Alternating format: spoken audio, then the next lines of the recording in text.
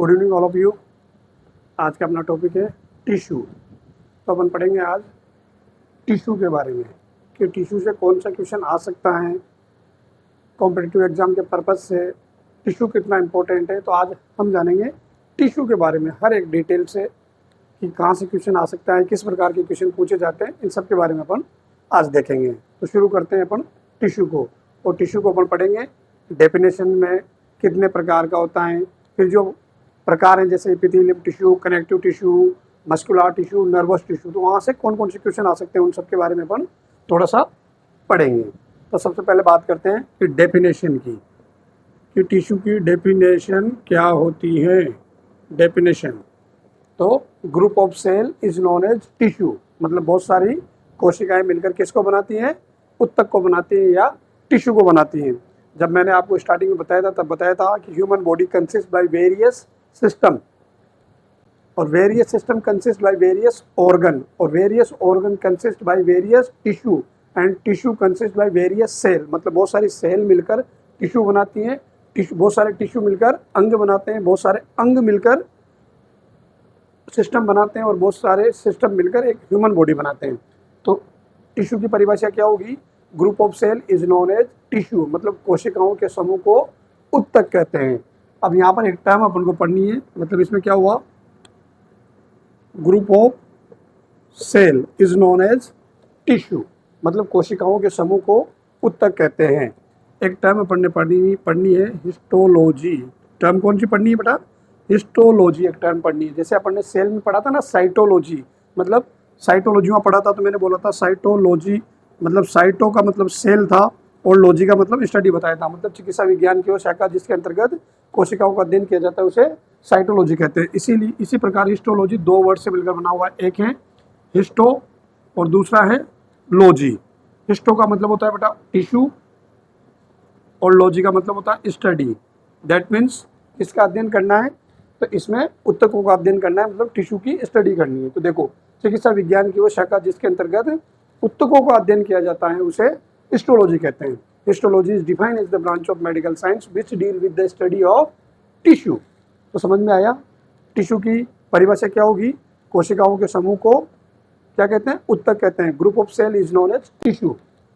फिर एक टर्म अपन ने पढ़ी हिस्टोलॉजी। तो हिस्टोलॉजी देखो दो वर्ड से मिलकर बना हुआ है, एक है हिस्टो और एक है लॉजी। हिस्टो का मतलब होता है टिश्यू, लॉजी का मतलब होता है स्टडी। मतलब इसमें किसका अध्ययन करेंगे? इसमें टिश्यू का अध्ययन करेंगे। तो क्या बोलेंगे? चिकित्सा विज्ञान की वो शाखा जिसके अंतर्गत उत्तकों का अध्ययन किया जाता है उसे हिस्टोलॉजी कहते हैं। मतलब histology is defined as the branch of medical science which deal with the study of tissue. उसके बाद अपन बात करते हैं टाइप ऑफ टिश्यू की, कि टिश्यू कितने प्रकार के होते हैं। तो बात करते हैं अपन टाइप ऑफ टिश्यू की। किसकी बात करते हैं? Type of tissue. किसकी बात करते हैं? टाइप ऑफ टिश्यू की बात करते हैं। तो जो ह्यूमन बॉडी होती है वो चार प्रकार के उत्तकों से मिलकर बनी होती है। तो ह्यूमन बॉडी जो होती है वो कितने प्रकार के उत्तकों से मिलकर बनी होती है? तो ह्यूमन बॉडी चार प्रकार के उत्तकों से मिलकर बनी होती है। बेटा कितने प्रकार के उत्तकों से मिलकर बनी होती है? चार प्रकार के उत्तकों से मिलकर बनती है। पहले होता है एपिथेलियम टिश्यू। कौन सा होता है बेटा? पहला होता है एपिथेलियम टिश्यू। दूसरा होता है बेटा मस्कुलर, आप पढ़ लो कनेक्टिव टिश्यू। तीसरा पढ़ लो आप मस्कुलर टिश्यू, और चौथा होता है लास्ट में नर्वस टिश्यू। Nervous tissue. तो देखो टिश्यू कितने प्रकार के होते हैं? तो टिश्यू चार प्रकार के होते हैं। जो ह्यूमन बॉडी होती है, जो मानव शरीर होता है, वो चार प्रकार के उत्तकों से मिलकर बनता है। देखो क्या क्या पढ़ा, डेफिनेशन पढ़ लिया, हिस्टोलॉजी पढ़ लिया, और अपन पढ़ रहे हैं टाइप ऑफ टिश्यू। तो टिश्यू कितने प्रकार के होते हैं? तो जो ह्यूमन बॉडी होती है वो चार प्रकार के उत्तकों से मिलकर बनी होती है। पहला होता है एपिथेलियम टिश्यू, दूसरा होता है कनेक्टिव टिश्यू, तीसरा होता है मस्कुलर टिश्यू, और चौथा होता है नर्वस टिश्यू। तो अपन इन सबको एक एक करके पढ़ेंगे। तो सबसे पहला अपना कौन सा आता है? Epithelium tissue. चार नाम याद रखना। ह्यूमन बॉडी कितने प्रकार के टिश्यू से मिलकर बनी होती है? चार प्रकार के टिश्यू से, epithelium tissue, connective tissue, muscular tissue, nervous tissue. तो अपना पहला टिश्यू कौन सा आया? तो अपना पहला टिश्यू आता है एपिथेलियम टिश्यू। कौन सा आता है? Epithelium tissue. कौन सा है बेटा? Epithelium tissue. अब अपन एपिथेलियम टिश्यू को पढ़ेंगे, 3-4 सब पॉइंट में पढ़ेंगे। इंट्रोडक्शन क्या होता है इसका, इसकी डेफिनेशन क्या होती है, डेफिनेशन कहाँ पाया जाता है, फाउंड इन। चौथा पढ़ेंगे फंक्शन, इसके क्या कार्य होते हैं। और 5वां पढ़ेंगे क्लासिफिकेशन, कि इसका वर्गीकरण किस प्रकार से है। तो देखो पहला अपने पास निकल कर आता है इंट्रोडक्शन, मतलब एपिथेलियम का इंट्रोडक्शन। तो जो एपिथेलियम टिश्यू है ये 2 शब्दों से मिलकर बना हुआ है। देखिए एपिथेलियम,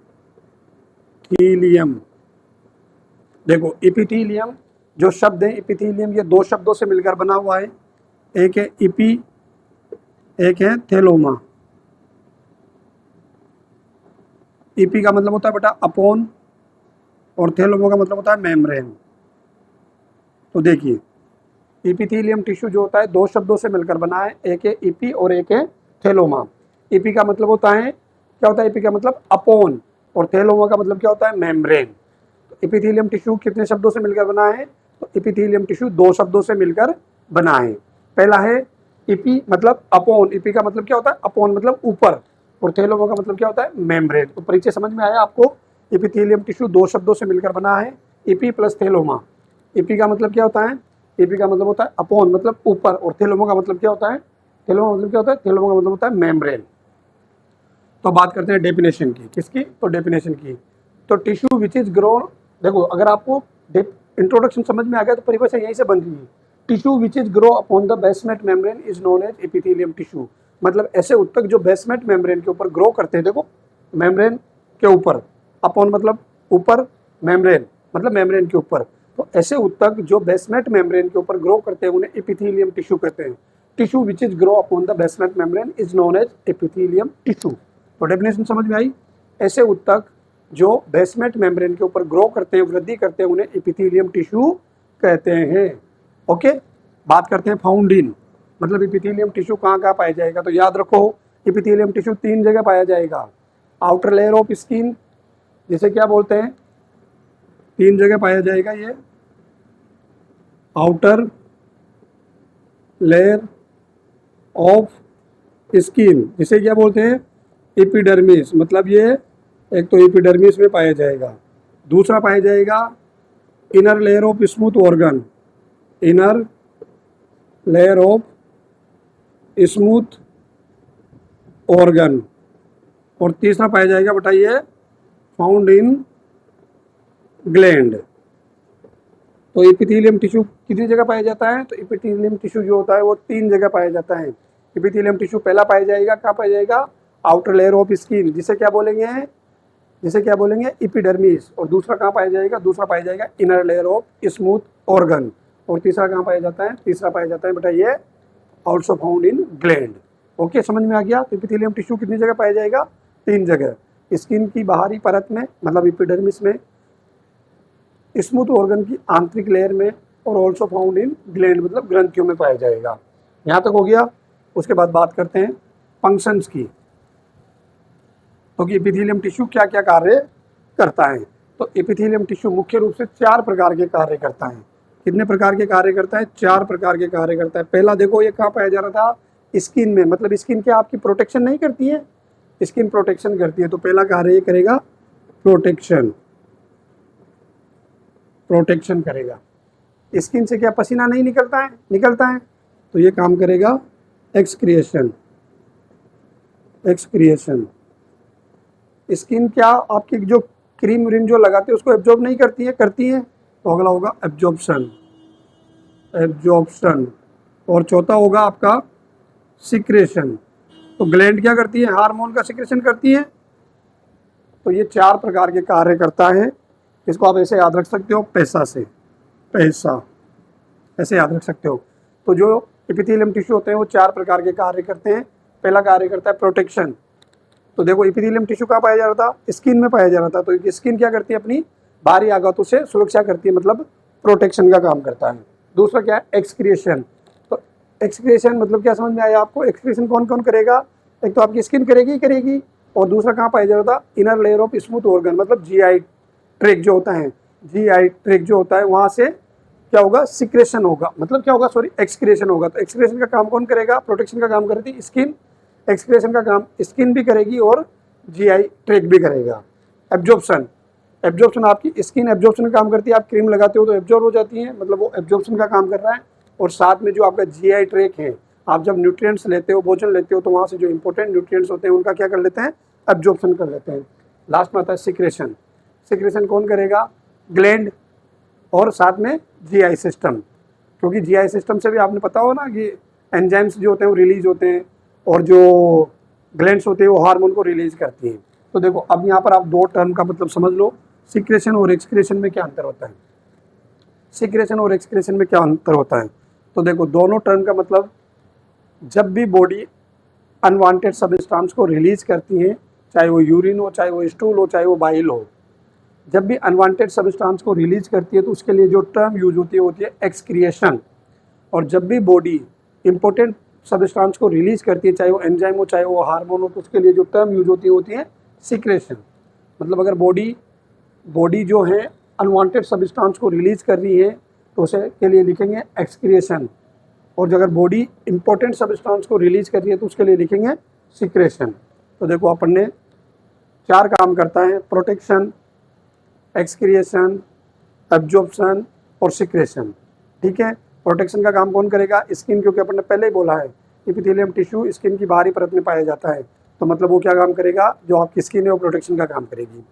स्किन से पसीना निकलता है जो वेस्ट प्रोडक्ट है, इसलिए वो आएगा एक्सक्रिएशन में।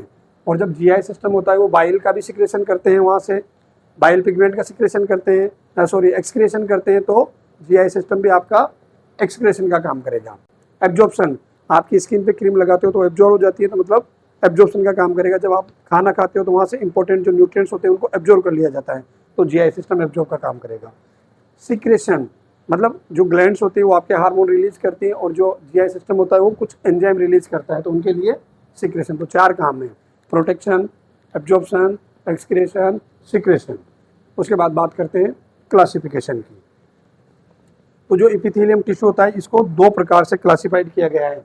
एपिथेलियम टिश्यू को कितने प्रकार से क्लासिफाइड किया गया है, तो एपिथेलियम टिश्यू को 2 प्रकार से क्लासिफाइड किया गया है। पहला किया गया है बेटा 2 प्रकार से, पहला according to layer, according to layer मतलब परत के आधार पर, और दूसरा किया गया है according to size and shape of cell, मतलब कोशिका के आकार और आकृति के आधार पर। तो एपिथेलियम टिश्यू का जो क्लासिफिकेशन है वो कितने प्रकार से, एपिथेलियम टिश्यू को कितने प्रकार से वर्गीकृत किया गया है, तो एपिथेलियम टिश्यू को 2 प्रकार से वर्गीकृत किया गया है। पहला अकॉर्डिंग टू लेयर मतलब परत के आधार पर, और दूसरा according to size and shape of cell मतलब कोशिका की आकार और आकृति के आधार पर। अगर अपन बात करें अकॉर्डिंग टू लेयर, किसकी बात करें बेटा, अकॉर्डिंग टू लेयर बात करते हैं, तो अकॉर्डिंग टू लेयर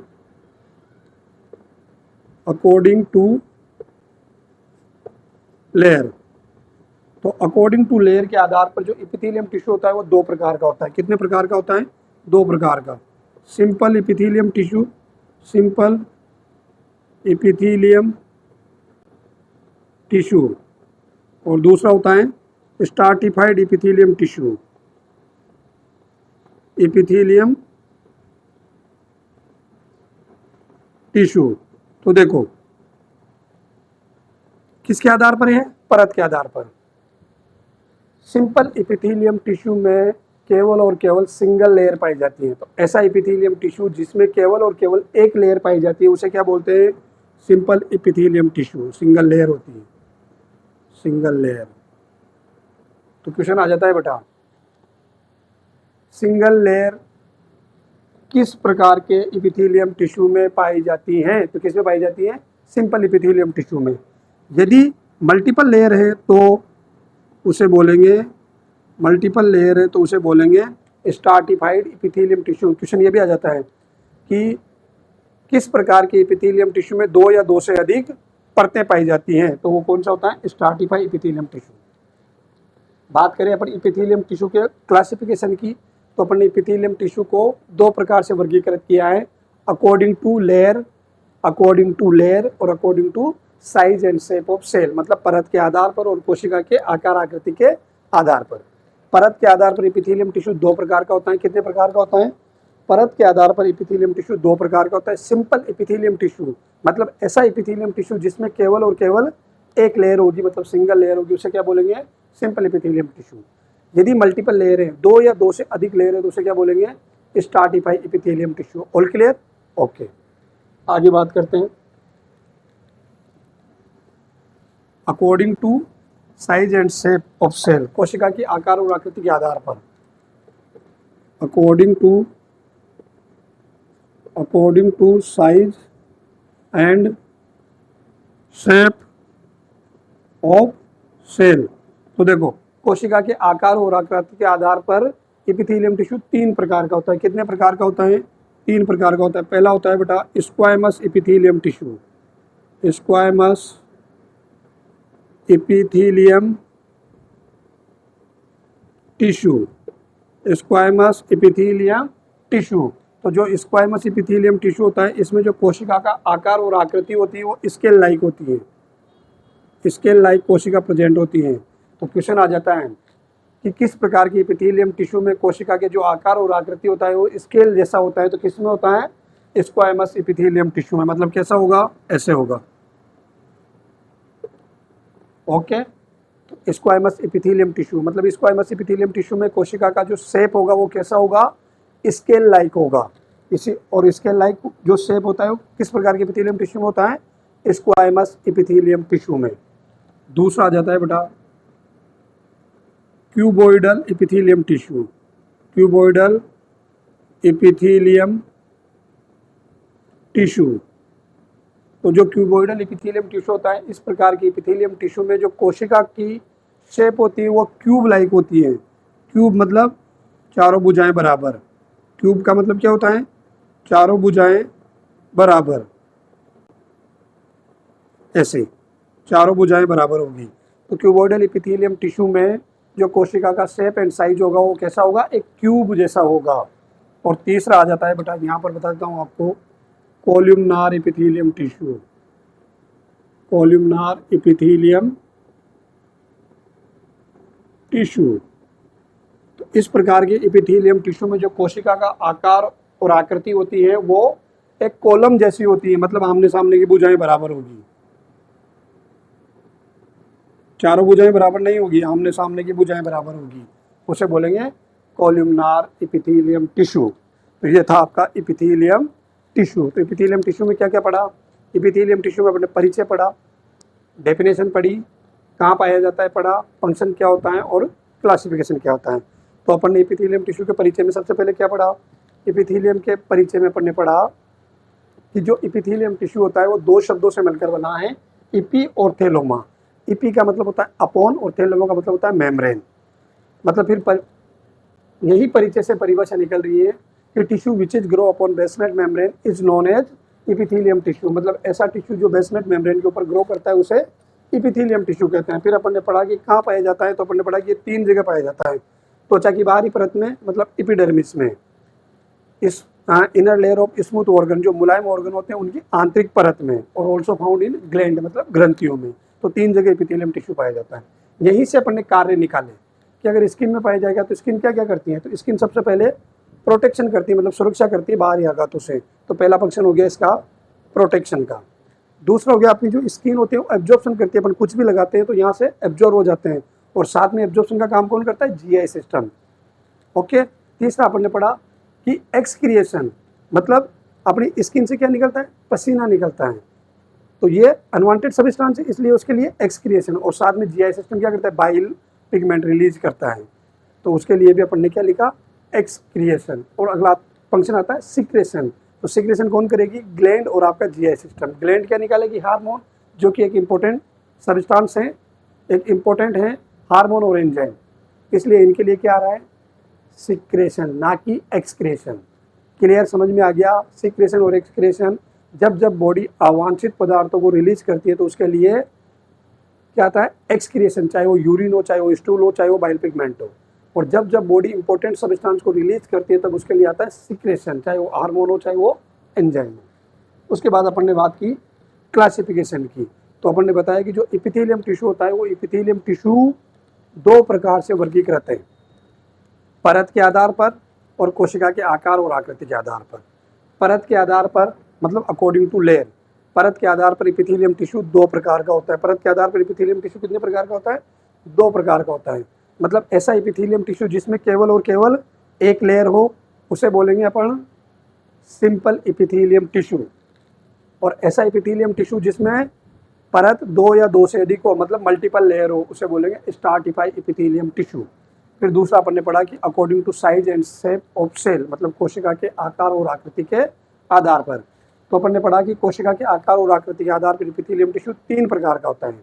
मतलब ऐसा एपिथेलियम टिश्यू जिसमें कोशिका का आकार और आकृति स्केल जैसी होगी उसे बोलेंगे स्क्वाइमस एपिथेलियम टिश्यू। ऐसा एपिथेलियम टिश्यू जिसमें कोशिका का आकार और आकृति क्यूब जैसी होगी उसे बोलेंगे क्यूबोइडल एपिथेलियम टिश्यू। और ऐसा एपिथेलियम टिश्यू जिसमें कोशिका का आकार और आकृति कॉलम जैसी होगी उसे बोलेंगे columnar epithelium tissue. All clear epithelium tissue के बारे में? क्वेश्चन यहाँ से क्या क्या आ सकते हैं कि एपिथेलियम टिश्यू बोल सकते हैं अपन की स्किन की आउटर लेयर ऑफ जो एपिडर्मिस होती है उसमें कौन सा टिश्यू पाया जाता है? तो आपको पता होना चाहिए कौन सा पाया जाता है? एपिथेलियम। ओके, जो एपिथेलियम टिश्यू होता है बेटा ये होता है अवेस्कुलर। क्वेश्चन यहाँ से आता है कि निम्न में से कौन सा टिश्यू है जो अवेस्कुलर होता है? निम्न में से कौन सा टिश्यू है जो अवेस्कुलर होता है? अवेस्कुलर कौन सा होता है? तो अवेस्कुलर होता है epithelium tissue.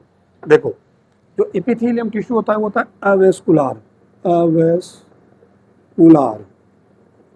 And non nervous, non nervous.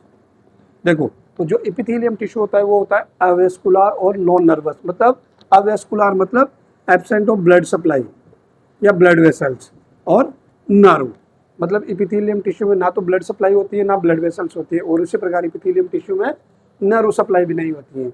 इसीलिए एक ध्यान रखने वाली बात है, क्वेश्चन यहाँ से पुटअप हो जाता है कि निम्न में से कौन सा टिश्यू है जो अवेस्कुलर होता है? तो कौन सा टिश्यू है जो अवेस्कुलर होता है? तो वो है एपिथेलियम टिश्यू। अवेस्कुलर का मतलब क्या होता है? Avascular absence of blood vessels या ब्लड सप्लाई। ओके, और नॉन नर्वस मतलब नर्व की सप्लाई नहीं होती है। ओके, यहाँ से क्लियर है आपके? तो क्वेश्चन आ जाता है निम्न में से कौन सा टिश्यू है जो अवेस्कुलर और नॉन नर्वस होता है? चारों आपके ऑप्शन में होंगे, epithelium tissue, connective tissue, muscular tissue और नर्वस टिश्यू। तो कौन सा होगा? Epithelium tissue. चलो अब थोड़ा सा आगे पढ़ लेते हैं। चलो स्किन के बारे में थोड़ा सा बता देता हूँ आपको। स्किन, क्वेश्चन आ जाता है largest organ of human body, मानव शरीर का सबसे बड़ा ऑर्गन या अंग कौन है? तो कौन है? स्किन। लार्जेस्ट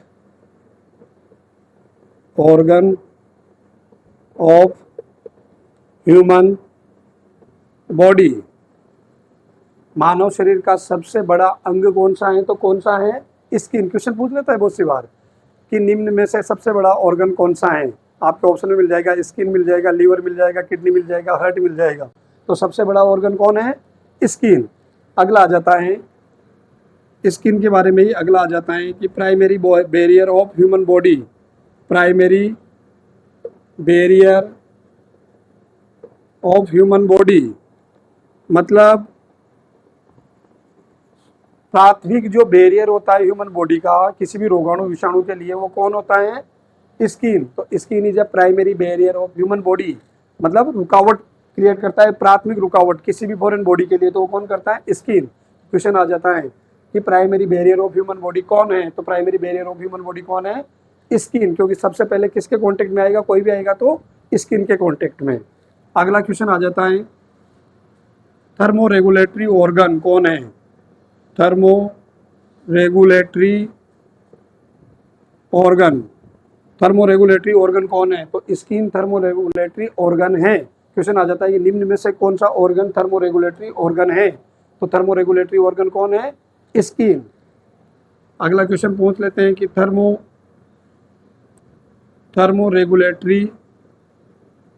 रेगुलेटरी सेंटर कहाँ पाया जाता है? तो थर्मो रेगुलेटरी सेंटर कहाँ पाया जाता है? हाइपोथैलेमस में। कहाँ पाया जाता है? थर्मोरेगुलेटरी सेंटर कौन सा होता है? हाइपोथैलेमस।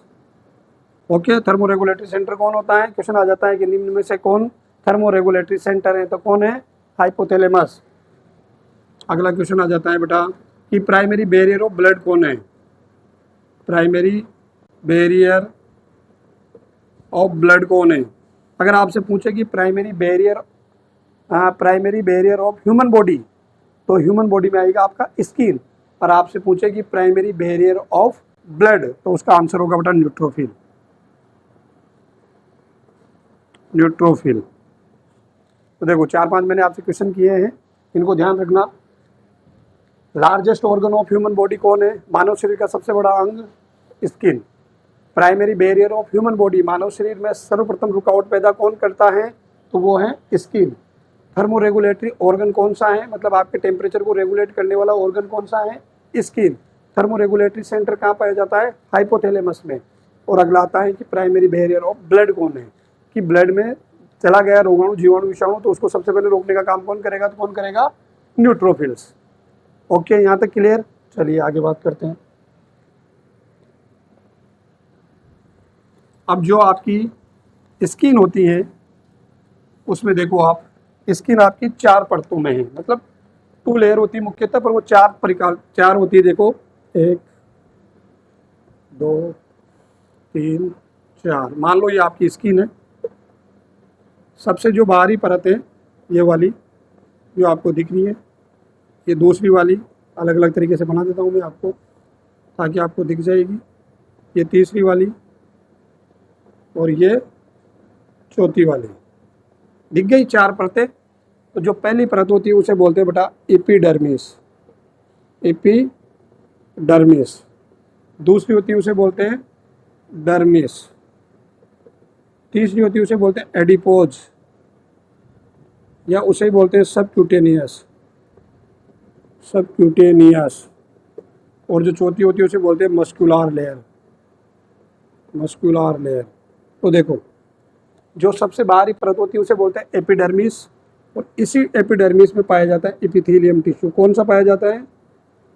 एपिथेलियम टिश्यू, जो सामान्य रूप से अवेस्कुलर एंड नॉन नर्वस होता है। अगला होता है डर्मिस, इसमें पाया जाता है बेटा कनेक्टिव टिश्यू। कौन सा पाया जाता है? Connective tissue. ओके, अगला होता है एडिपोज टिश्यू, इसमें भी पाया जाता है बेटा कनेक्टिव टिश्यू। कौन सा पाया जाता है? Connective tissue. और अगला होता है मस्कुलर टिश्यू, मस्कुलर लेयर, इसमें पाया जाता है मस्कुलर टिश्यू। मतलब जब आप इंजेक्शन लगाते हो, सीधा IM लगाते हो, तो 90 डिग्री में कहाँ जाता है वो? IM 90 डिग्री में कहाँ जाता है वो? मस्कुलर लेयर में। कहाँ जाता है? मस्कुलर लेयर में। और जब आप क्या लगाते हो? ID लगाते हो, इंट्राडर्मल लगाते हो, तो इंट्राडर्मल लगता है बेटा 45 डिग्री पे। कितना लगता है? 45 डिग्री। और किस में जाके लगेगा? डर्मिस में जाके लगेगा। किस में जाके लगेगा? तो वो डर्मिस में जाकर लगता है। किस में लगता है? डर्मिस में जाके लगता है 45 डिग्री पर। ये रहा 45 डिग्री ID। ये लगेगा 90 डिग्री पर, और ये लगेगा कितने पर लगेगा? 45 डिग्री पर। कितने पर लगेगा? 45 डिग्री पर लगेगा। सॉरी, जो लगता है ये लगता है 15 डिग्री पर। ID लगता है 15 डिग्री पर। ओके, और जब आप सबक्यूटेनियस लगाते हो तो सबक्यूटेनियस यहाँ लगता है, और ये लगता है 45 डिग्री पर। सबक्यूटेनियस किस में लगेगा? सबक्यूटेनियस लेयर में। और कितने डिग्री पर लगेगा? 45 डिग्री पर। तो देखो मैंने क्या बोला आपको? मैंने बताया आपको कि जो स्किन होती है उसकी मुख्य रूप से 4 लेयर होती है। मुख्य 2 एपिडर्मिस और डर्मिस होती है, पर उसके नीचे एडिपोज की आ जाती है और नीचे मस्कुलर आ जाती है। तो देखो एपिडर्मिस जो होता है, एपिडर्मिस जो होती है आउटर लेयर ऑफ स्किन होती है, इसमें एपिथेलियम टिश्यू पाया जाता है। और जो एपिथेलियम टिश्यू होता है वो मुख्य रूप से अवेस्कुलर और नॉन नर्वस होता है। ओके, मतलब उसमें ब्लड सप्लाई और नर्व सप्लाई नहीं होती है। नीचे आता है डर्मिस लेयर, डर्मिस लेयर में होता है कनेक्टिव टिश्यू। और नीचे आता है एडिपोज या सबक्यूटेनियस लेयर, उसमें पाया जाता है कनेक्टिव टिश्यू। और नीचे आता है मस्कुलर लेयर, उसमें पाया जाता है मस्कुलर टिश्यू। जब आप IM इंजेक्शन लगाते हो तो 90 डिग्री पे लगाते हो, और वो सीधा कहाँ जाता है? मस्कुलर लेयर में जाता है। जब आप ID लगा रहे होते हो, इंट्राडर्मल लगा रहे होते हो, तो वो लगाते हैं 15 डिग्री पर लगाते हैं, और वो किस में जाता है? डर्मिस लेयर में जाता है। जब आप सबक्यूटेनियस लगाते हो तो वो किस में जाता है, एडिपोज या सबक्यूटेनियस लेयर में जाता है और उसको लगाते हैं 45 डिग्री एंगल पर। ओके, यहाँ तक क्लियर है। चलिए आगे बात करते हैं कनेक्टिव टिश्यू की। आगे किसकी बात करते हैं, आगे बात करते हैं कनेक्टिव टिश्यू की। पहला टिश्यू हो गया एपिथेलियम टिश्यू, दूसरा पढ़ते हैं कनेक्टिव टिश्यू। टॉपिक अपना टिश्यू चल रहा है, दूसरा टिश्यू अपना निकल कर आया है कनेक्टिव टिश्यू। कनेक्टिव टिश्यू, तो जो कनेक्टिव टिश्यू होता है ये ह्यूमन बॉडी को सपोर्ट एंड प्रोटेक्शन प्रोवाइड करता है, support and connection and protection provide करता है। तो कनेक्टिव टिश्यू जो होता है ह्यूमन बॉडी को सपोर्ट एंड कनेक्शन प्रोवाइड करता है। कनेक्टिव टिश्यू क्या करता है, ह्यूमन बॉडी को सपोर्ट एंड कनेक्शन प्रोवाइड करता है। तो जो कनेक्टिव टिश्यू होते हैं ये कनेक्टिव टिश्यू भी 3 प्रकार के होते हैं। कितने प्रकार के होते हैं कनेक्टिव टिश्यू, तो कनेक्टिव टिश्यू 3 प्रकार के होते हैं। पहला होता है बेटा mechanical connective tissue, mechanical connective tissue. दूसरा होता है fibrous connective tissue, connective tissue. तीसरा होता है वेस्कुलर कनेक्टिव टिश्यू, वेस्कुलर या fluid connective tissue, connective tissue. तो देखो कनेक्टिव टिश्यू क्या करता है, कनेक्टिव टिश्यू ह्यूमन बॉडी को सपोर्ट एंड कनेक्शन प्रोवाइड करता है। अब ये कनेक्टिव टिश्यू भी 3 प्रकार का होता है, mechanical connective tissue, fibre connective tissue और वेस्कुलर या फ्लूइड कनेक्टिव टिश्यू। तो जो मैकेनिकल कनेक्टिव टिश्यू होता है, इस मैकेनिकल कनेक्टिव टिश्यू में पहला कौन सा पढ़ रहे हैं अपन, अब पढ़ रहे हैं अपन मैकेनिकल कनेक्टिव टिश्यू। तो जो मैकेनिकल कनेक्टिव टिश्यू होते हैं इसका जो उदाहरण है मैकेनिकल कनेक्टिव टिश्यू के उदाहरण है बेटा बोन एंड कार्टिलेज। क्या उदाहरण है इसके, बोन एंड कार्टिलेज इसके उदाहरण है। मैकेनिकल कनेक्टिव टिश्यू के क्या उदाहरण है, बोन और कार्टिलेज। मतलब क्वेश्चन आ जाए कि बोन किस प्रकार का कनेक्टिव टिश्यू है या कार्टिलेज किस प्रकार का कनेक्टिव टिश्यू है, तो किस प्रकार के हैं, मैकेनिकल कनेक्टिव टिश्यू। इसमें 3 टर्म पढ़नी है आपको, ओस्टियोब्लास्ट, ओस्टियोक्लास्ट और कॉन्ड्रोब्लास्ट। देखो ओस्टियोब्लास्ट का मतलब होता है बोन फॉर्मिंग सेल, मतलब बोन बनाने वाली सेल। बोन बनाने वाली सेल को क्या बोलते हैं, ओस्टियोब्लास्ट बोलते हैं। तो अगर क्वेश्चन आ जाए बोन फॉर्मिंग सेल को क्या कहते हैं, तो क्या कहते हैं, ओस्टियोब्लास्ट। और ओस्टियोक्लास्ट का मतलब होता है bone destructing cell, destructive cell या bone resorption cell, bone resorption cell.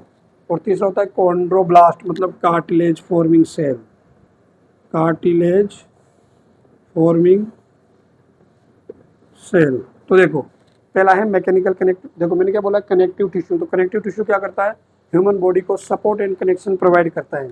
जो कनेक्टिव टिश्यू होते हैं वो भी 3 प्रकार के होते हैं, mechanical connective tissue, fibrous connective tissue और वेस्कुलर या फ्लूइड कनेक्टिव टिश्यू। तो जो मैकेनिकल कनेक्टिव टिश्यू होते हैं ये ह्यूमन बॉडी को मैकेनिकल सपोर्ट प्रोवाइड करते हैं। और मैकेनिकल कनेक्टिव टिश्यू का जो उदाहरण आता है वो आता है बोन एंड कार्टिलेज। मतलब अगर क्वेश्चन आ जाए कि बोन या कार्टिलेज किस प्रकार के कनेक्टिव टिश्यू हैं, या ऐसे भी आ जाता है कि बोन एंड कार्टिलेज किस प्रकार के टिश्यू हैं, तो आपको वहाँ मैकेनिकल कनेक्टिव टिश्यू नहीं मिलेगा, पर क्या मिल जाएगा, कनेक्टिव टिश्यू। चारों टिश्यू मिल जाएंगे और कनेक्टिव टिश्यू मिल जाएगा, या ऐसे मिल जाएगा mechanical connective tissue, vascular connective tissue या फाइब्रस कनेक्टिव टिश्यू या ऑल ऑफ देम। तो किस प्रकार के हैं ये उदाहरण है मैकेनिकल कनेक्टिव टिश्यू के। दूसरा पढ़ते हैं अपन फाइब्रस कनेक्टिव टिश्यू, और इसमें 3 टर्म पढ़नी है, ओस्टियोब्लास्ट, ओस्टियोक्लास्ट और कॉन्ड्रोब्लास्ट। ओस्टियोब्लास्ट का मतलब बोन फॉर्मिंग सेल, ओस्टियोक्लास्ट का मतलब बोन डिस्ट्रक्टिव सेल या बोन रिजॉर्प्शन सेल, और अगला आता है कॉन्ड्रोब्लास्ट मतलब कार्टिलेज फॉर्मिंग सेल, कार्टिलेज बनाने वाली कोशिका। बोन बनाने वाली कोशिका को क्या बोलेंगे, ओस्टियोब्लास्ट। बोन को पुनः शेप देने वाली कोशिका को क्या बोलेंगे, ओस्टियोक्लास्ट। और कार्टिलेज बनाने वाली सेल को क्या बोलेंगे, कॉन्ड्रोब्लास्ट।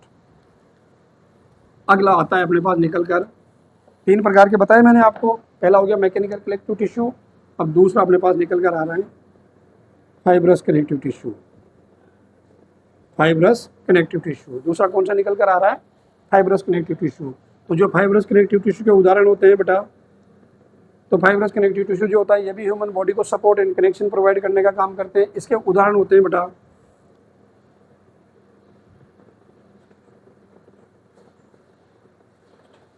इलास्टिक फाइबर,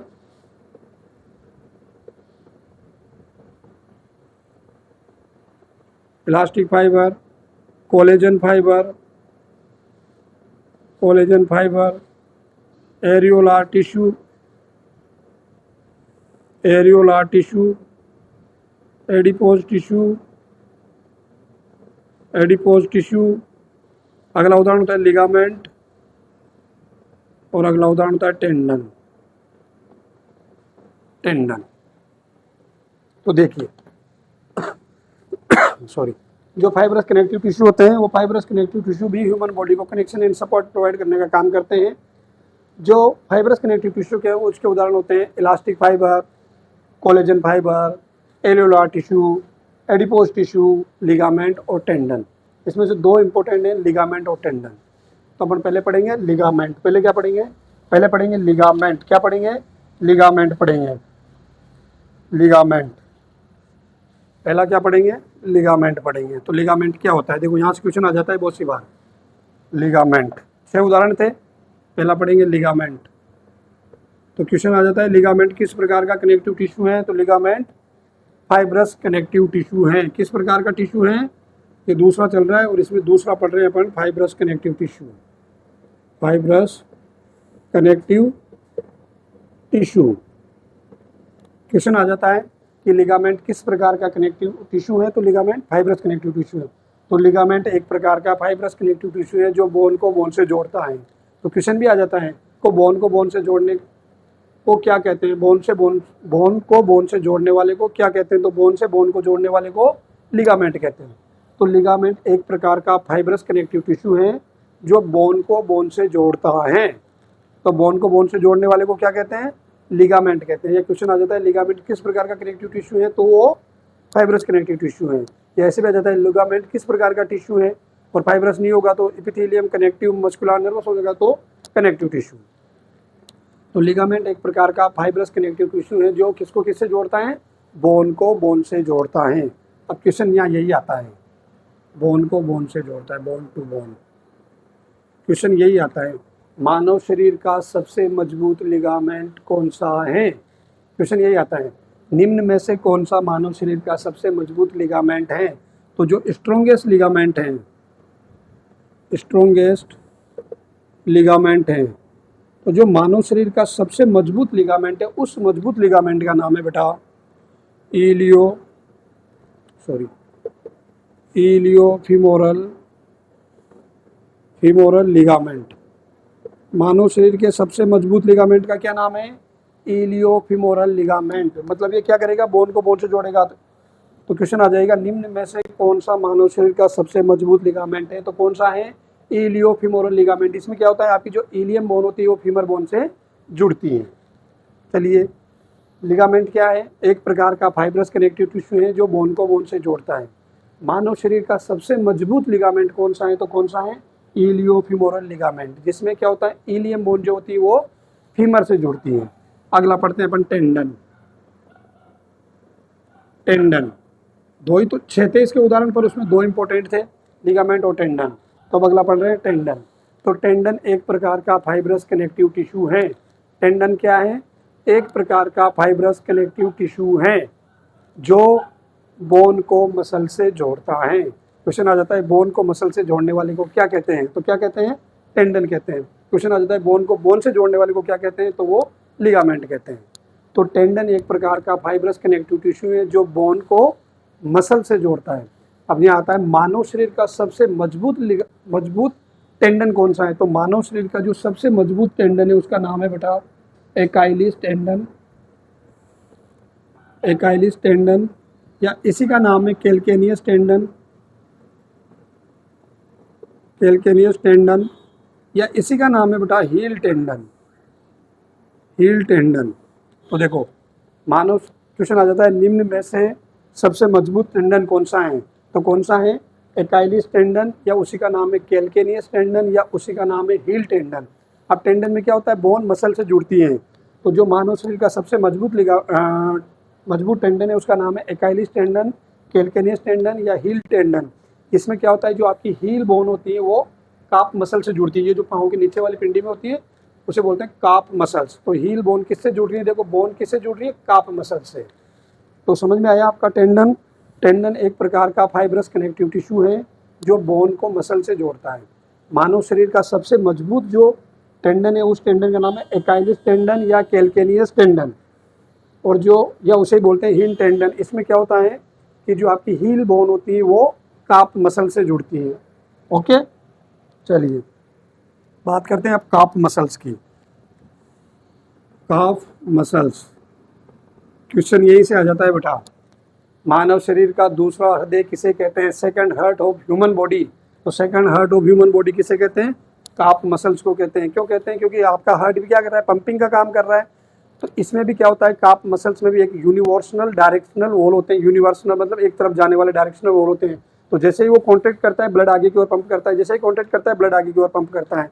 इसीलिए इसे क्या बोलते हैं, second heart of human body.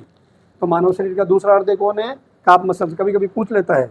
Okay, तो अपन ने क्या पढ़ा, फाइब्रस कनेक्टिव टिश्यू। तो फाइब्रस कनेक्टिव टिश्यू क्या करता है, फाइब्रस कनेक्टिव टिश्यू जो होता है वो ह्यूमन बॉडी को कनेक्शन एंड सपोर्ट प्रोवाइड करता है। फाइब्रस कनेक्टिव टिश्यू के उदाहरण में, जैसे मैंने वहाँ मैकेनिकल कनेक्टिव टिश्यू के उदाहरण में बोन और कार्टिलेज बताया था, वैसे फाइब्रस कनेक्टिव टिश्यू के उदाहरण में क्या है, adipose tissue, alveolar tissue, collagen fibre, elastic fibre, ligament और टेंडन, 6 हैं। अब फिर पढ़ा अपन ने लिगामेंट। तो लिगामेंट क्या होता है, तो लिगामेंट एक प्रकार का फाइब्रस कनेक्टिव टिश्यू होता है। लिगामेंट क्या होता है, एक प्रकार का फाइब्रस कनेक्टिव टिश्यू होता है जो बोन को बोन से जोड़ता है। मानव शरीर का सबसे मजबूत लिगामेंट जो होता है वो होता है इलियोफिमोरल लिगामेंट, जिसमें इलियम बोन जो होती है वो फीमर बोन से जुड़ती है, या फीमर बोन जो होती है वो इलियम बोन से जुड़ती है। फिर अपन ने पढ़ा टेंडन। टेंडन क्या होता है, तो अपन ने पढ़ा टेंडन जो होता है, टेंडन एक प्रकार का फाइब्रस कनेक्टिव टिश्यू है जो बोन को मसल से जोड़ता है। मानव शरीर का सबसे मजबूत जो टेंडन होता है उसका नाम है एकाइलिस टेंडन, कैल्केनियस टेंडन या हील टेंडन, जिसमें क्या होता है आपकी जो हील बोन होती है वो काप मसल से आकर जुड़ती है। अब ये काप मसल्स के बारे में एक क्वेश्चन कि काप मसल्स को मानव शरीर का दूसरा हृदय भी कहते हैं, second heart of human body किसे कहते हैं, वो काप मसल्स को क्या कहते हैं। क्यों कहते हैं, क्योंकि जिस प्रकार से आपका हार्ट ब्लड को पंपिंग करने का काम करता है उसी प्रकार काप मसल्स भी क्या करती है, ब्लड को पंप करने का काम करती है। क्योंकि इसमें भी क्या होता है, एक यूनिवर्सल डायरेक्शनल मतलब एक ही दिशा में जाने वाले वॉल होते हैं।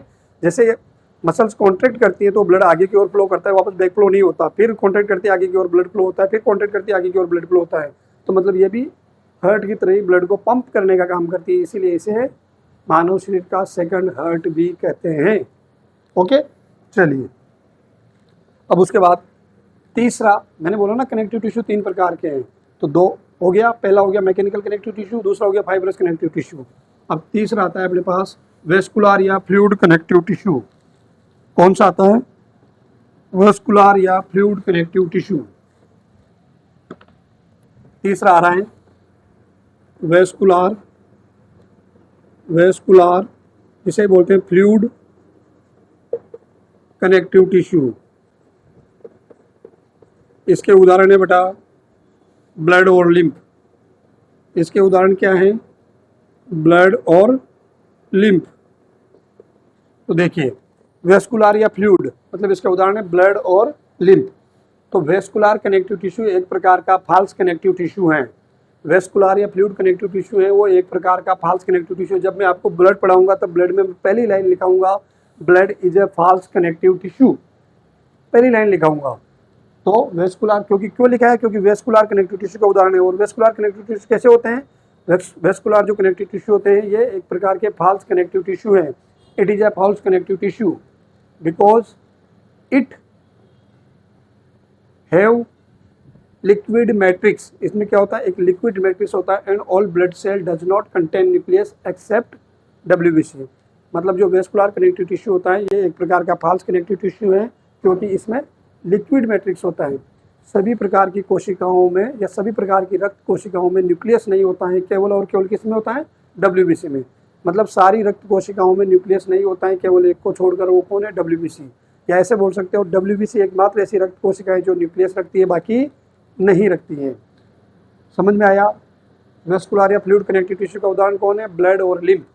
और ये किस प्रकार का कनेक्टिव टिश्यू है? ये एक फॉल्स कनेक्टिव टिश्यू, क्योंकि इसके अंदर लिक्विड मैट्रिक्स होता है और सारी जो ब्लड कोशिकाएं होती हैं उनके पास न्यूक्लियस नहीं होता है, केवल एक के पास और होता है कौन है? WBC। तो बटा क्वेश्चन आ जाता है कि निम्न में से कौन सी ब्लड सेल या रक्त कोशिकाएं जिसके पास न्यूक्लियस होता है?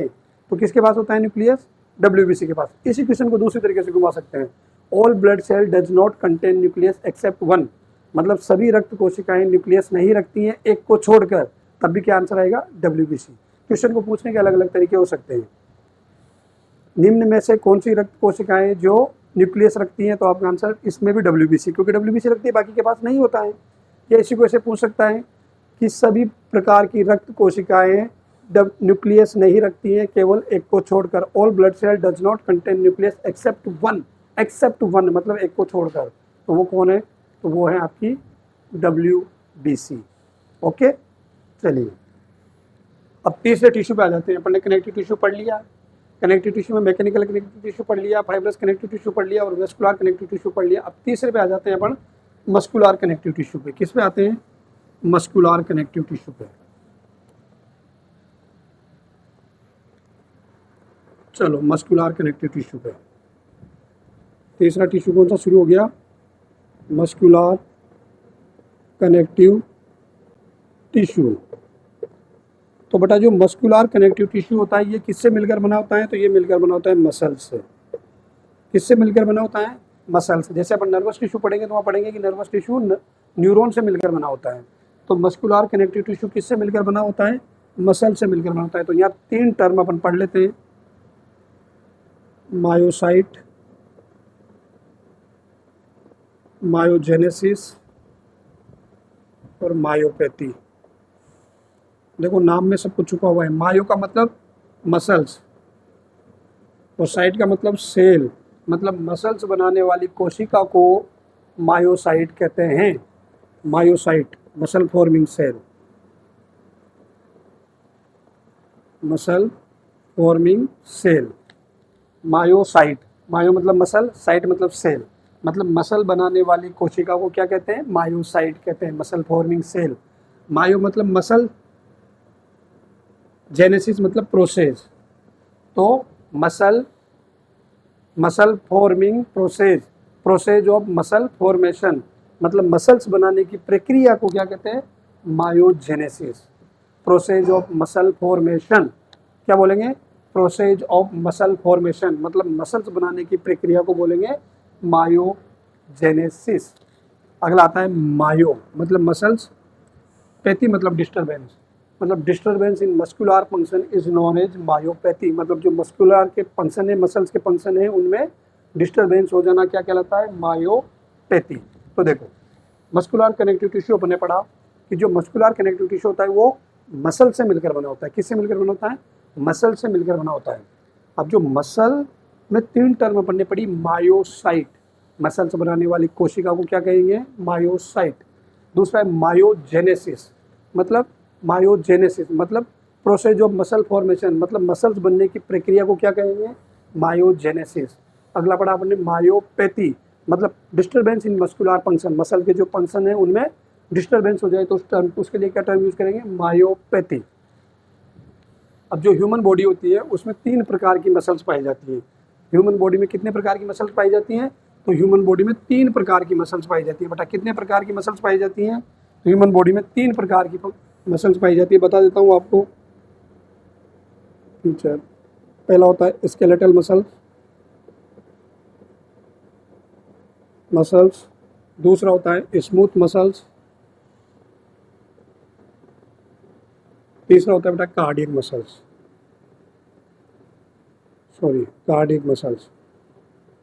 तो ह्यूमन बॉडी कितने प्रकार की मसल्स से मिलकर बनी होती है? तो ह्यूमन बॉडी में तीन प्रकार की मसल्स पाई जाती है, स्केलेटल मसल्स, स्मूथ मसल्स और कार्डियक मसल्स। अब बात कर लेते हैं इनकी। सबसे पहले बात करें लोकेशन की कि ये मसल्स कहाँ कहाँ पाई जाएगी। लोकेशन की। तो जो स्केलेटल मसल्स होती हैं, वो स्केलेटल सिस्टम में पाई जाती है, मतलब बोन्स में पाई जाती हैं। तो स्केलेटल मसल्स कहाँ पाई जाएगी? स्केलेटल सिस्टम में पाई जाएगी। जो स्मूथ मसल्स होगी कहाँ पाई जाएगी? स्मूथ ऑर्गन में पाई जाएगी। कहाँ पाई जाएगी? स्मूथ ऑर्गन में पाई जाएगी। जो कार्डियक मसल्स होगी वो हार्ट में पाई जाएगी। कहाँ पाई जाएगी? हार्ट के भी मायोकार्डियम में पाई जाएगी। मायोकार्डियम में पाई जाएगी। बात करते हैं कंट्रोल की या नेचर की। तो देखो, स्केलेटल मसल्स का नेचर दो टर्म समझ लो, वॉलंटरी और इनवॉलंटरी। मतलब जो अपने कंट्रोल में होगी या अपन कहेंगे वैसे काम करेगी, उसके लिए टर्म यूज करते हैं वॉलंटरी। क्या करते हैं? वॉलंटरी। वॉलंटरी का मतलब क्या होता है? अंडर इन कंट्रोल, मतलब अपने कंट्रोल में होगी। और इनवॉलंटरी मतलब अपने कंट्रोल में नहीं होगी। तो जो स्केलेटल मसल्स हैं कहाँ पाई जा रही हैं?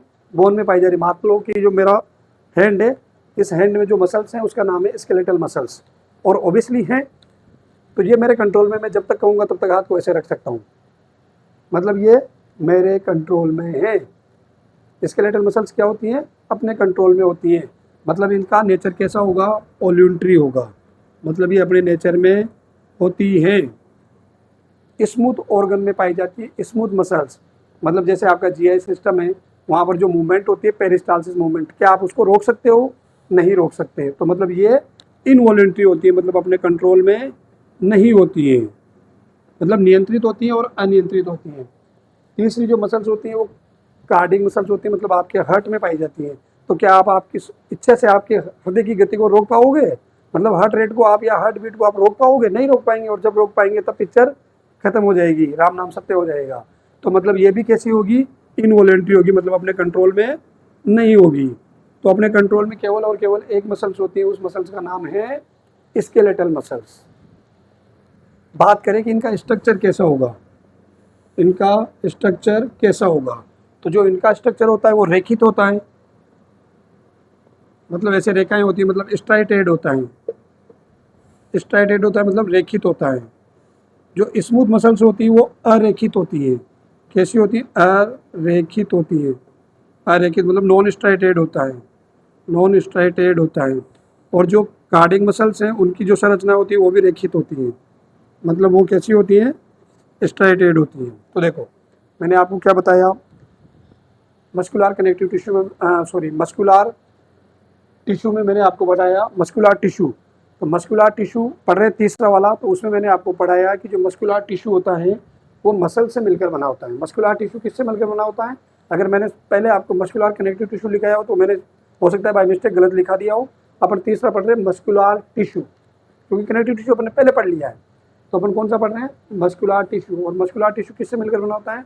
तो मस्कुलर टिश्यू जो है वो मसल से मिलकर बना होता है। और मसल में तीन टर्म अपन को पढ़नी है। मायोसाइट मतलब मसल बनाने वाली कोशिका, myocyte.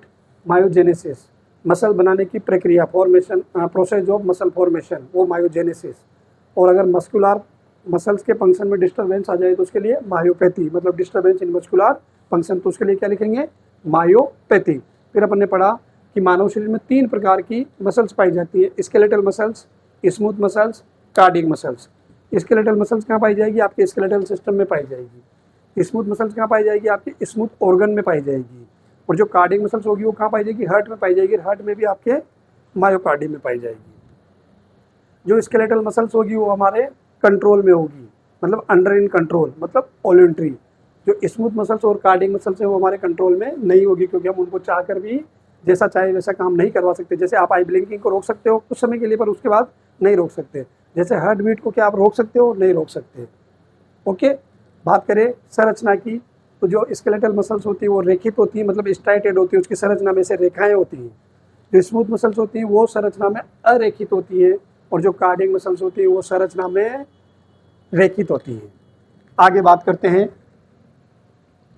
Total number of skeletal muscles. कभी कभी क्वेश्चन में पूछ लेता है कि स्केलेटल मसल संख्या में कुल कितनी होती हैं। तो जो स्केलेटल मसल्स होती हैं वो संख्या में, कितनी होती हैं? वो संख्या में होती है 639। कितनी होती हैं? 639। तो स्केलेटल मसल्स जो होती हैं वो कितनी होती हैं? 639। तो total number of skeletal muscles are 639, while whole muscles can not be countable. केवल और केवल स्केलेटल मसल्स को गिना जा सकता है, जिसकी संख्या 639 होती है, जबकि पूरी मसल्स को गिना नहीं जा सकता है। Total number of skeletal muscles are 639 while whole muscles can not be countable. एक आता है सार्कोमेयर। सार्कोमेयर तो structural and functional unit of skeletal muscles is sarcomere. तो sarcomere is a structural and functional unit of skeletal muscles. Okay, तो देखो मैंने क्या बताया कि जो total number of skeletal muscles होती है वो कितनी होती है, 639। क्वेश्चन में पूछ लेता है कि स्केलेटल मसल्स संख्या में कितनी होती है, तो कितनी होती है 639, जबकि पूरी मसल्स को गिना नहीं जा सकता है। अगर पूछे कि सारी मसल्स कितनी होती है, उसमें स्केलेटल भी जोड़ लो, स्मूथ भी जोड़ लो और कार्डियक भी जोड़ लो, कैन नॉट बी काउंटेबल, मतलब उसको गिना नहीं जा सकता है। केवल किसको गिना जा सकता है, स्केलेटल मसल्स को गिना जा सकता है, जो संख्या में 639 होती हैं। ओके, आगे बात करते हैं अपन कि सार्कोमेयर जो होती है ये स्केलेटल मसल्स की संरचनात्मक एवं क्रियात्मक इकाई होती हैं। जो स्केलेटल मसल्स होती है ये टोटल वजन का, किसी एक व्यक्ति के टोटल वजन का 30% बनाती हैं। Skeletal muscles constitute the 30% of total body weight. अगर कोई व्यक्ति 80 किलो का है तो उसके अंदर स्केलेटल मसल्स होगी 24 kg की, 8 3 24, मतलब उसके अंदर कितनी होगी 24 kg की स्केलेटल मसल्स होगी। तो skeletal muscles constitute the 30% of total body weight, मतलब एक व्यक्ति का जितना वजन है उसका लगभग 30% उसमें क्या होती है, स्केलेटल मसल्स होती हैं। ओके, चलो आगे बात करते हैं। Skeletal muscles also found in, skeletal muscles कहाँ कहाँ पाई जाएगी, तो skeletal muscles also found in external anal sphincter और external bladder sphincter. External bladder sphincter, देखो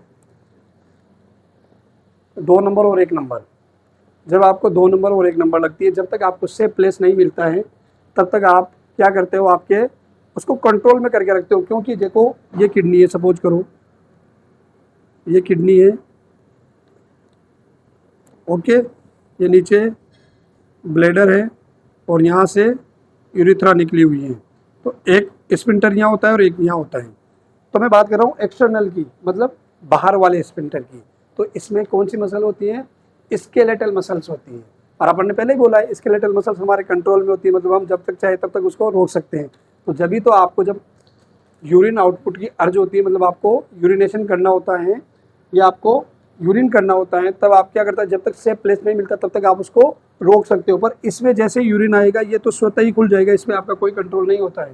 केवल और केवल आपका कंट्रोल होता है एक्सटर्नल ब्लैडर स्फिंक्टर पे, मतलब बाहर वाले कपाट पे। वैसे सेम एनएस में होता है, एनएस में भी 2 स्फिंक्टर होते हैं, एक अंदर वाला और एक बाहर वाला। अंदर वाला तो जैसे ही आपको स्टूल पास करने की अर्ज होती है अंदर वाला स्वतः ही ओपन हो जाता है, पर जब तक आपको सेफ प्लेस नहीं मिलता तब तक आप बाहर वाले एनल स्फिंक्टर को रोक के रखते हो। और जैसे सेफ प्लेस मिलता है आप उसको क्या करते हो, रिलीज करवा देते हो, मतलब उसको खोलने के लिए परमिशन दे देते हो, तो वो ओपन हो जाता है और आप स्टूल पास कर देते हो। तो मैंने क्या बताया आपको, स्मूथ मसल्स मस्कुलर टिश्यू के बारे में पढ़ाया। तो मस्कुलर टिश्यू में पढ़ाया कि मस्कुलर जो टिश्यू होता है वो मसल से मिलकर बना होता है। उसमें 3 टर्म आपको पढ़नी है, 3 टर्म आपको पढ़नी है। मायोसाइट, मसल्स बनाने वाली कोशिका मायोसाइट, मसल्स बनाने की प्रक्रिया मायोजेनेसिस, मस्कुलर फंक्शन में डिस्टर्बेंस का आना क्या कहलाता है, मायोपैथी। उसके बाद बोला कि ह्यूमन बॉडी में 3 प्रकार की मसल्स पाई जाती हैं, skeletal muscles, smooth muscles, cardiac muscles. Skeletal muscles skeletal system में पाई जाएगी, स्मूथ मसल्स स्मूथ ऑर्गन में पाई जाएगी, कार्डियक मसल्स हार्ट में पाई जाएगी, हार्ट की मायोकार्डियम में।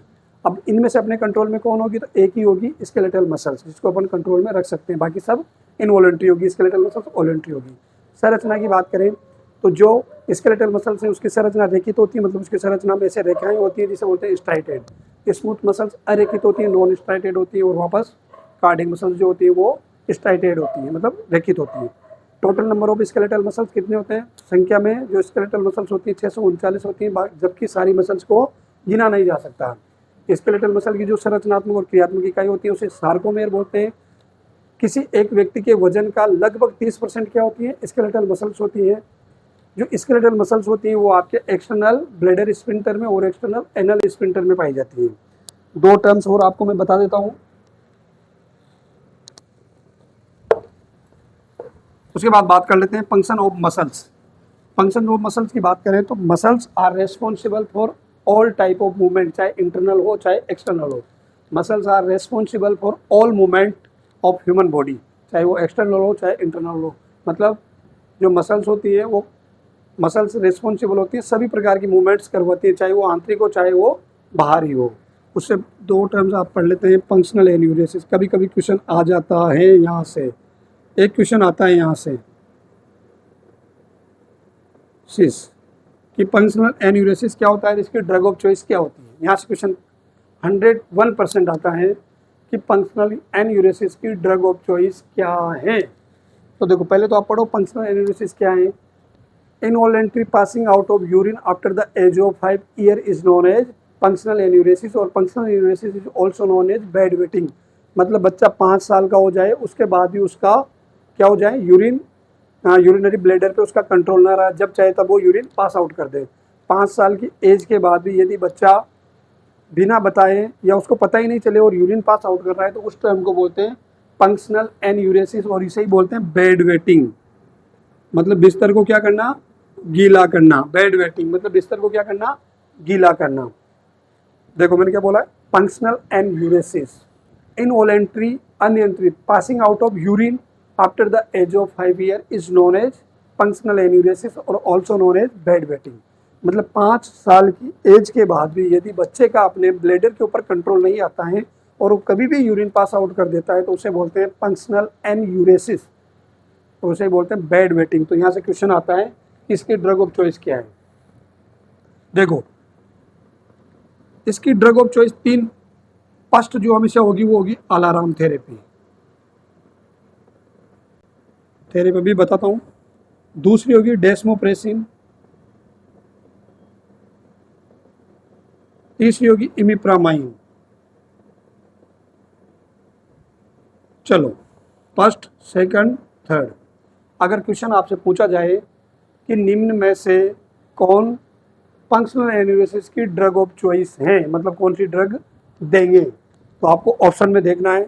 यदि आपको पहले ऑप्शन में अलार्म थेरेपी मिले, दूसरे में डेस्मोप्रेसिन मिले और तीसरे में इमिप्रामाइन मिले और चौथा ऑल ऑफ देम मिले, तो अब आपको लगाना है ऑल ऑफ देम। तीनों मिल गए और चौथा आपको मान लो पीसीएम मिल गया, तो ऐसी स्थिति में आपको पहला लगाना है अलार्म थेरेपी। क्या लगाना है, अलार्म थेरेपी। सपोज करो आपको अलार्म थेरेपी नहीं मिला और एजिथ्रो मिल गया, तब आपको लगाना है दूसरा डेस्मोप्रेसिन। और अगर आपको डेस्मोप्रेसिन भी नहीं मिला, मान लो आपको लाइनेजोलिड मिल गया, तब कौन बचा लास्ट, इमिप्रामाइन। तो ड्रग ऑफ चॉइस में पहला देना है अलार्म थेरेपी, मतलब फंक्शनल एन्यूरेसिस की drug of choice first priority हमेशा किसे जाएगी, अलार्म थेरेपी को, दूसरी प्रायोरिटी डेस्मोप्रेसिन को और तीसरी प्रायोरिटी इमिप्रामाइन को। और क्वेश्चन में अगर चौथा ऑल ऑफ देम हो, तीनों हो, चौथा ऑल ऑफ देम हो, तब आपको ऑल ऑफ देम पर टिक लगाना है। चौथा कुछ और हो तो फर्स्ट प्रायोरिटी ऑलवेज भी go to alarm therapy. Alarm therapy नहीं हो, डेस्मोप्रेसिन और इमिप्रामाइन हो और दो कुछ और हो, तो सेकंड नंबर पे डेस्मोप्रेसिन को टिक करना है। दोनों नहीं हो तो तीसरा कौन बचेगा, इमिप्रामाइन। अगर अकेला वो है तो उसको टिक करना है। देखो अब समझ सकते हैं अलार्म थेरेपी क्या होती है। आप मदर को ट्रेंड करो कि आप हर 2 घंटे का अलार्म लगाओ, बच्चे को उठाओ और यूरिन पास आउट करवा के लाओ, मतलब उसको ट्रेनिंग दो अलार्म थेरेपी। जब आप उसको अलार्म थेरेपी दोगे तो बच्चा क्या करेगा, बेड वेटिंग नहीं करेगा, उठेगा, बाथरूम में जाएगा, यूरिन पास आउट करके आ जाएगा, सो जाएगा। इसे बोलते हैं अलार्म थेरेपी।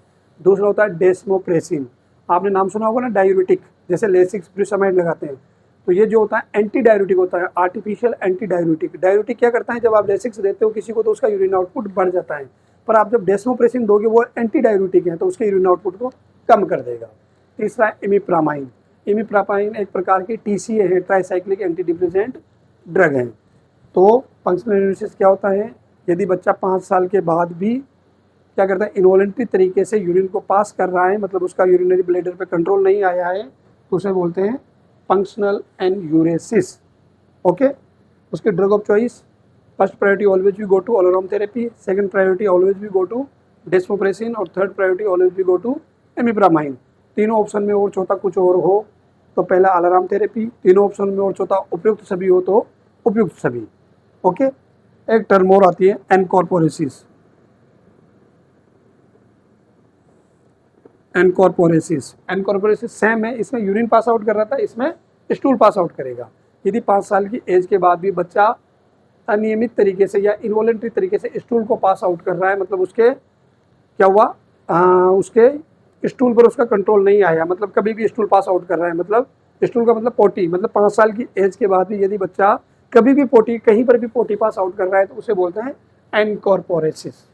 ओके, ये था आपका मस्कुलर टिश्यू। चौथा आता है लास्ट आपका नर्वस टिश्यू। चौथा कौन सा आता है, तो चौथा आपका आता है नर्वस टिश्यू। चौथा कौन सा आता है, तो चौथा आता है आपका नर्वस टिश्यू।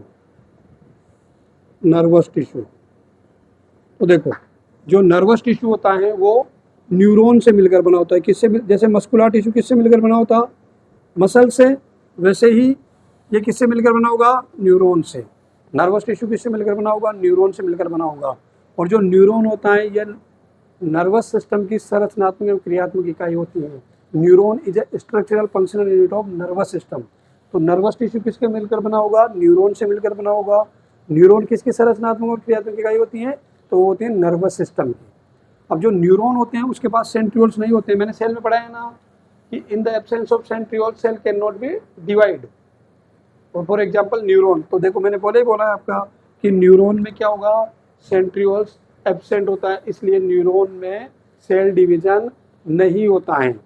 इसीलिए जो नर्वस टिश्यू होता है उसमें मिनिमम पावर ऑफ रीजनरेशन होती है। क्वेश्चन आ जाता है कि कौन से टिश्यू में सबसे कम रीजनरेशन, पुनः निर्माण की प्रक्रिया पावर होती है, मिनिमम पावर ऑफ रीजनरेशन, तो किस में होती है, होती है नर्वस टिश्यू में। क्वेश्चन आ जाता है कि निम्न में से किस टिश्यू में मिनिमम पावर ऑफ रीजनरेशन होती है, मतलब पुनः निर्माण की पावर किसमें सबसे कम होती है, तो किसमें होती है, नर्वस टिश्यू में। क्योंकि नर्वस टिश्यू में किससे मिलकर बनता है, न्यूरॉन से।